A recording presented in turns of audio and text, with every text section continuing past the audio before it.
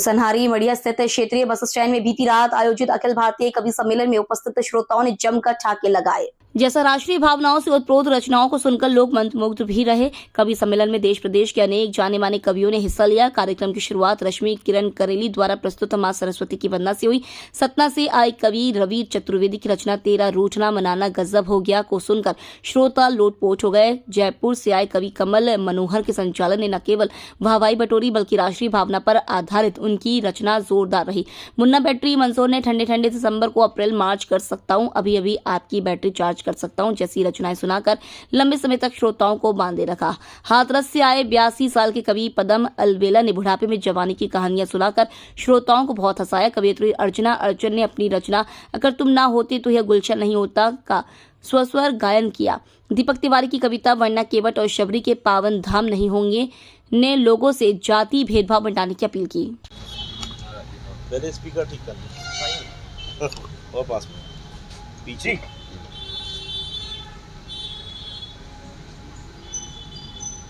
आज हमारे क्षेत्र में होली के चौथ के अवसर पर एक बृहद और विशाल कवि सम्मेलन का आयोजन किया गया है। इस आयोजन में हम पिछले 8 वर्षों से लगातार देश के विभिन्न प्रांतों से सरस्वती के मानस पुत्रों को हम यहाँ आमंत्रित करते हैं, जिनकी रचनाएं अद्भुत होती हैं और होली के पर्व की महत्ता को समझाते हुए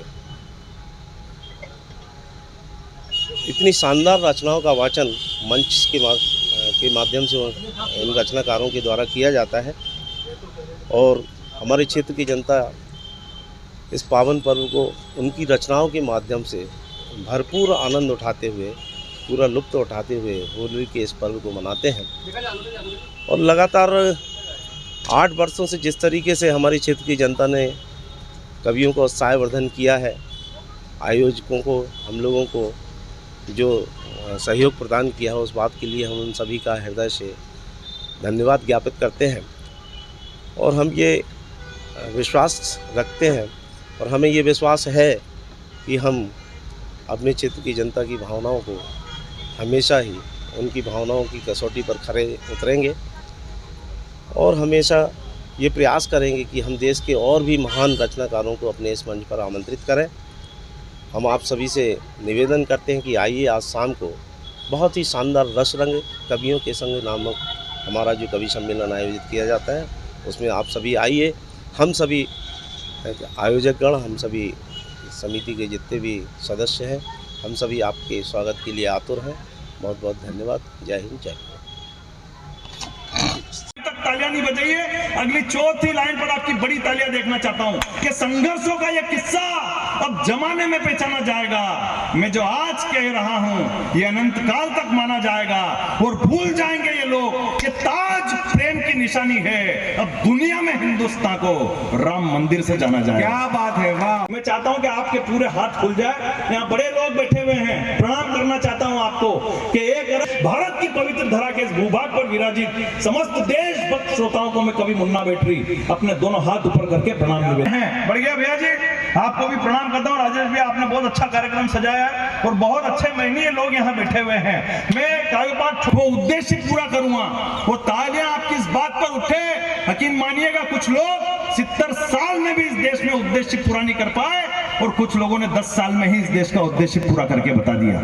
यकीन मानिएगा कि संघर्षों का ये किस्सा अब जमाने में पहचाना जाएगा। अगर ये 4 पंक्तियां ढंग से पूरी कर दूं तो फिर इस सदन की वो तालियां देखना चाहता हूं जो अभी तक नहीं बजी है। सही जानना कि संघर्षों का वो किस्सा अब जमाने में पहचाना जाएगा। कुछ लोग कहते हैं कि सफलता बड़ी होती है और मैं कहता हूं कि संघर्ष बड़ा होता है, क्योंकि सफलता अंत में मिलती है लेकिन संघर्ष हमेशा आपके साथ में रहता है। तब पंक्तियां पढ़ता हूं।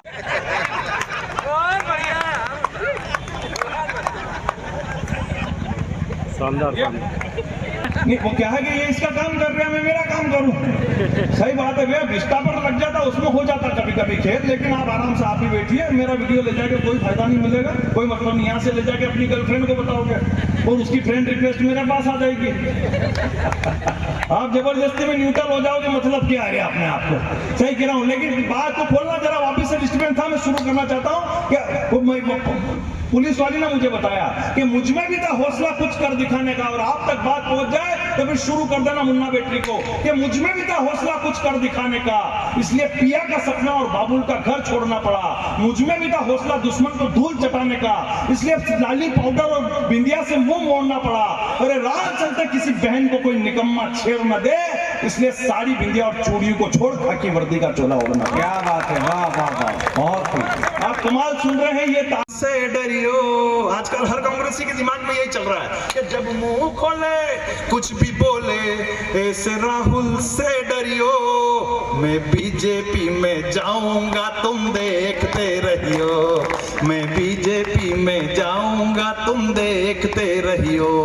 मैं मेहनत करता जाऊं और वो पानी फेरता जाता है, वो पानी फेरता जाता है। जनता में जाकर हंसी ठिठोली करके खूब लजाता है, हाँ करके खूब लजाता है। अरे भाई बहन की इस जोड़ी के झूठे वादों से डरियो। मैं बीजेपी में जाऊंगा तुम देखते रहियो, मैं बीजेपी में। लेकिन पार्टी के प्रति उम्र 85 साल की है साहब, लेकिन दिल अब भी जवान है आपका। हाँ, और जब जवान दिल हो तो गैरत कैसी, इन सफेद बालों की ऐसी तैसी। क्या बात है, क्या करेंगे?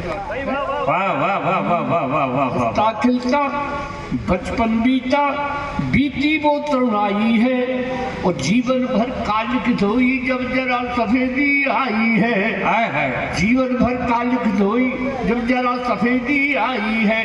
कुछ भी कर लो ये मन भर लो जब तक जोश जवानी है, किंतु बुढ़ापा तो देखो नवजीवन की अगवानी है। बुढ़ापा तो देखो नवजीवन की अगवानी है। और साहब कॉन्फिडेंस सब भी है उम्र के हिसाब से। क्या सोचते हो मुझ में कॉन्फिडेंस नहीं है?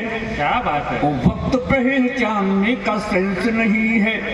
कॉन्फिडेंस भी है, सेंस भी है, वैलिडिटी भी है, पर क्या करूं इस उम्र में बैलेंस नहीं है। क्या बात है, वाह वाह वाह वाह वाह। मेरी बात यहाँ तक जहाँ तक पहुँच रही है, आप सभी से दुआएं चाहूंगी। चार पंक्तियों से बात शुरू करती हूँ, सुनिएगा।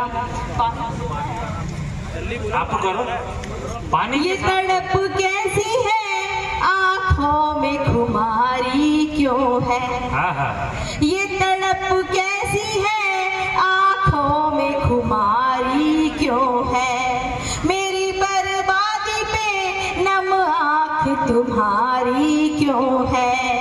तू तो कहता है मोहब्बत ही नहीं है हमसे, तू तो कहता है मोहब्बत ही नहीं है हमसे, फिर तेरे पर्स में तस्वीर हमारी क्यों है? फिर ताली बजा के सुने, अच्छा लगेगा। फोटो खींच रहे हैं, बढ़िया बढ़िया खींच नहीं, औरतों की फोटो सबका खींच रहे हैं, दिल की कली को सींच रहे हैं। फोटो सबका खींच रहे हैं, दिल की कली को सींच रहे हैं, लेकिन नहीं समझ में आता एक आँख क्यों मीच रहे हैं। मैं चाहती हूँ आप लोग थोड़ा सामने से ऐसे खड़े होके ना सुने, यहाँ बैठे।